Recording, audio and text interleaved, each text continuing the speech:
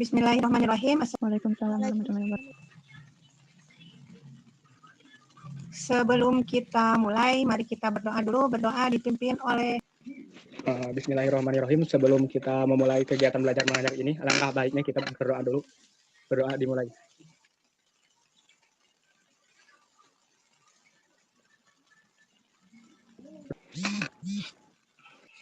Ya, alhamdulillah.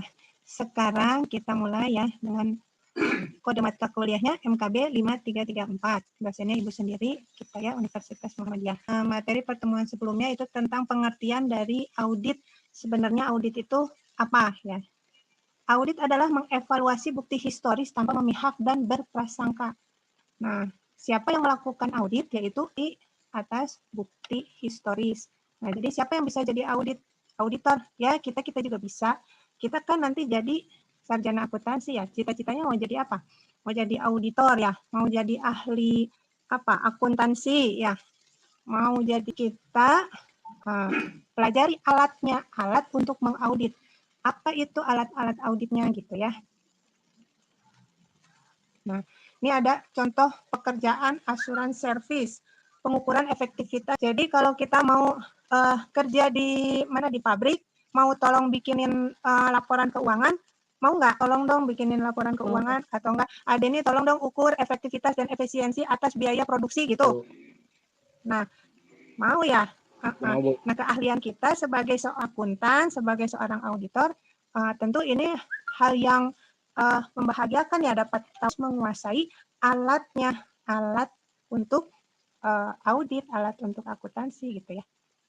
Nah, sekarang kita mau mengaudit kas. Mengaudit kas, gimana caranya ngaudit kas ya? Bagaimana cara ngaudit kas? Berarti ada uang yang mau ini dihitung satu per satu. 100.000 ada berapa, 50.000 ada berapa, 20.000 ada berapa, 10.000 semua satu asalnya. Kita punya warung, mau ngaudit bisa nggak? Punya uang sendiri mau ngaudit bisa nggak? Nah, bisa. Kalau kita jualan kan, kalau kita jualan ada buku kasnya, terus ada uangnya. Untuk memeriksanya itu kita perlu lihat buku kasnya, terus disamakan. Nah, petanya untuk ngaudit itu neraca perusahaan.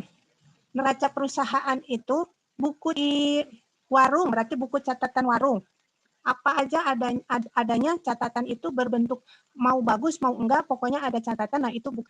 Terus nanti setelah disamakan antara catatan dengan uang tadi, uang di catatan tertulis 600.000. Pas diperiksa uangnya cuma 500.000, berarti uangnya lebih atau kurang? Kurang 100, Bu. Kurang, Bu. Kurang ya, udah melakukan pemeriksaan, dievaluasi sama kita. Kenapa bisa kurang ya? Nah, udah gitu. Nah, kita bikin catatan kan ya. Catatan. Coba dicatat di buku kas ada 600. Di uangnya dihitung satu-satu ada 500. Kok selisihnya itu nggak ketemu? Kenapa nggak ketemu? Nggak ketemu ya. Berarti kan hilang kalau nggak ketemu ya. Tapi apakah kita boleh berprasangka itu hilang lain? Nah, makanya kita evaluasi, kita lihat, kita bikin kotretannya ya. Kotretannya kita bikin. Dihitung satu-satu. Nah, dari uang ini ya, uang ini kita hitung satu-satu. Selembar sampai uang logamnya dihitung. Nah, ternyata 100-nya ada 2 lembar, 50 ada 3 lembar ya. Nah, uang kertas sejumlah 406. 40-nya ada 5 keping. 500-nya ada 9 keping, 200-nya ada 20 keping, 100-nya ada 5 keping. Jadi jumlah uang logam ada 14.000. Jumlah uang kertas ada 486. Jadi totalnya 500. Ini udah. Terus kita nyamain sama buku kas. Kan kita kalau audit membandingkan antara catatan dengan fisik. Nah, pokoknya catatannya mana, fisiknya mana. Selalu itu catatannya mana, fisiknya mana. Nah, catatannya di buku kas 600. Tetap ya, kan harus memberikan keyakinan yang memadai. Lihat di uangnya udah dihitung semuanya tetap 500. Jadi selisih kurang 100. Karena kita tidak boleh berprasangka buruk, kita tanya kemana uangnya. Terus enggak ada. Nah, udah gitu kita telusuri apa sih isi buku kas tadi, si catatan ini. Uang masuk 2 juta, Bayar listrik 500. Ini tanggal 2 Januari 2020. Uang baru lagi 200, keluar lagi 300, keluar lagi 400. Tadinya 2 juta, ya total 2 juta, dikurangi pengeluaran 1.400.000, saldonya 600. Ada nggak pengeluaran lagi? Nggak ada, tidak ada catatan apapun ya. Nah, kita kan perlu melihat posisi buku kas 2 Januari 2020. Nah, kita periksa ini ya di tanggal 6 Januari 2020. Saldonya 600. Penasaran kita ya, kita cek dari ke buku kasnya yang tahun 2019. Dilihat yang tahun 2019. Apakah benar hilang 100? Nah, terus. Nah, tahun 2019 itu nilainya 2 juta. Nah, nilainya 2 juta. Berarti ini kan itu yang tadi kan tanggal 31 Desember 2019 yang tadi ya. Nah, ini kan cuma beda sehari doang ke 2 Januari 2020. Nah, berarti ini kan tinggal dimasukin ke sini 2 juta. Terus ada hari ada pengeluarannya cuma 1.400.000. Berarti ada tapi uangnya cuma 500 kumaha atunya. Nah, gitu ya. Ya udah aja uang fisik kita kan berdasarkan faktanya. Nah, udah diperiksa, udah dievaluasi. Uang fisiknya itu ada 500. Ya udah, untuk mengetahui atau itu benar hilang atau enggak, kita mau ditelusurin 2 tahun asal ada catatannya bisa. Mau menelusuri 1 tahun aja bisa, apalagi cuma 2 bulan, 3 bulan gitu ya. Bagaimana cara menelusuri? Uang fisik yang tadi di sini, uang fisik ini ya dihitung ada 500, ada di sini ya catatan yang ada di sini. Ini catatan yang tadi di sini. Yang tadinya masuk, ini kan uang masuk, dianggap tidak ada. Setahun yang lalu itu uangnya berapa? Untuk menelusuri uang tahun lalu bisa ya. Kan selalu tercatat. Yang tadinya masuk dikeluarin ya. Tadinya masuk tidak ada tahun ini 2019 ya. Yang tadinya masuk dianggap tidak ada. Jadi dikeluarkan. Mau tahu saldo 31 Desember 2019. Yang tadinya keluar dianggap tidak keluar. Nah, dianggap tidak keluar. Jadi ya. Jadi uang fisik ini ditambah jadi dikurang. Ditambah 1.400.000. Udah hilang 100.000. Sama seperti yang kita periksa, kita koreksi.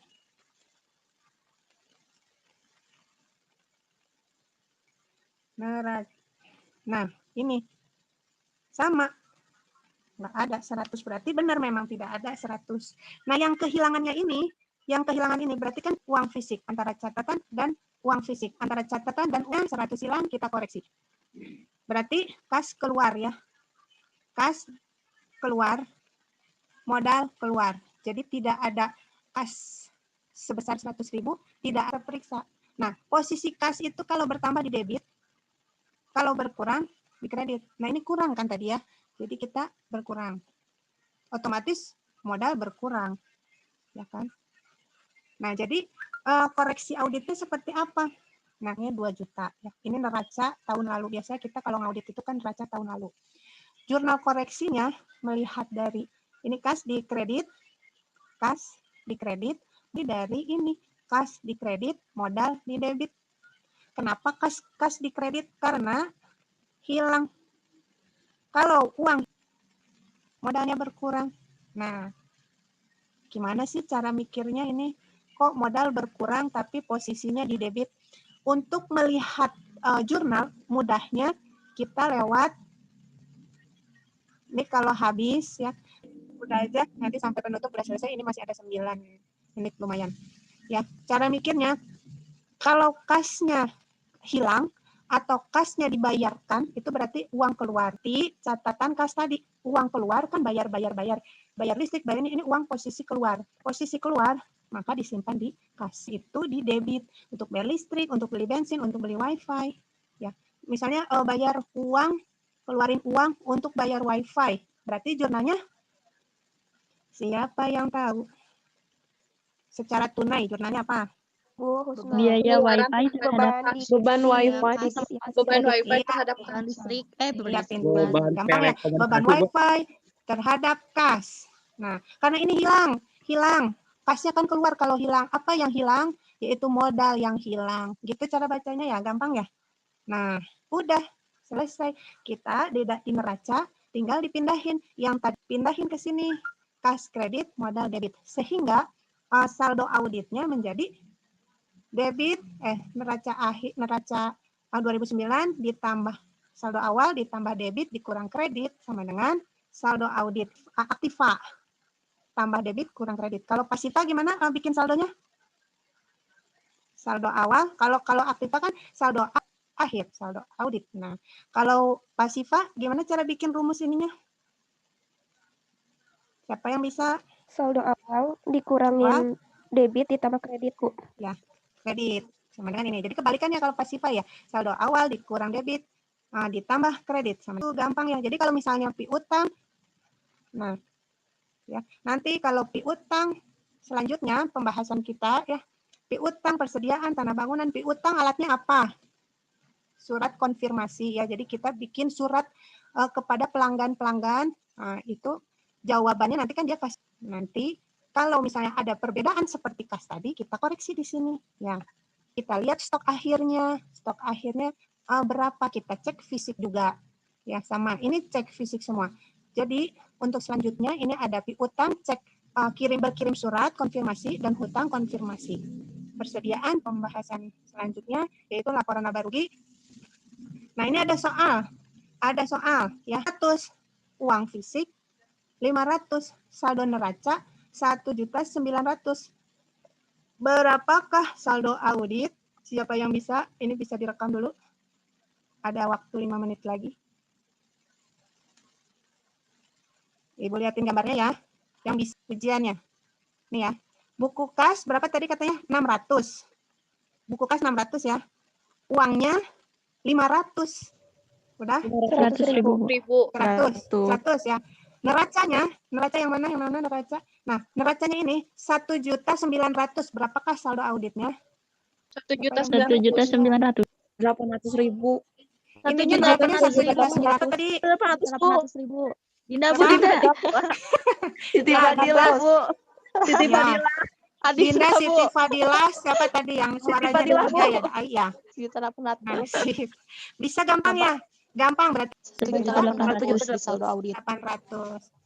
Iya. Nanti ini dibikin latihan, mau pakai PowerPoint boleh, di videoin. Soalnya Ibu mau lihat bagaimana cara menjelaskan. Nanti dijelaskan ya, bikin kreatif aja sendiri. Ceritanya lagi jadi auditor. Jadi kan pas lulus mau jadi auditor ya, udah bisa kerja jadi auditor itu berarti setingkat setelah akuntansi, setelah mengerti akuntansi maka auditor. Sekiannya di YouTube, nanti linknya Ibu share di grup dan diisi akad. Ya, sekian kita ucapkan alhamdulillah, alhamdulillahirabbil alamin. Waalaikumsalam warahmatullahi wabarakatuh. Waalaikumsalam. Ini ada pertanyaan nggak? Udah, Bu, cukup. Udah jelas, Bu. udah dapat Nanti nilai semua. UTS-nya bikin itu. Dia mau tanya. UTS-nya cuma UTS-nya bikin koreksi video. kas aja, Bu. Iya. Oh. Oke. Nanti Ya. soalnya dari Ibu gitu. Ya. Soalnya Iya. Soalnya dari Ibu. Mas 100 gitu. Nanti Ibu ngasih soal pasti susah. Enggak lah, sesuai yang sudah dipelajari. Oke. Oke? Iya, Bu. Oke. Waalaikumsalam Assalamualaikum warahmatullahi warahmatullahi wabarakatuh. Izin live, Bu. Nanti Baik, Bu.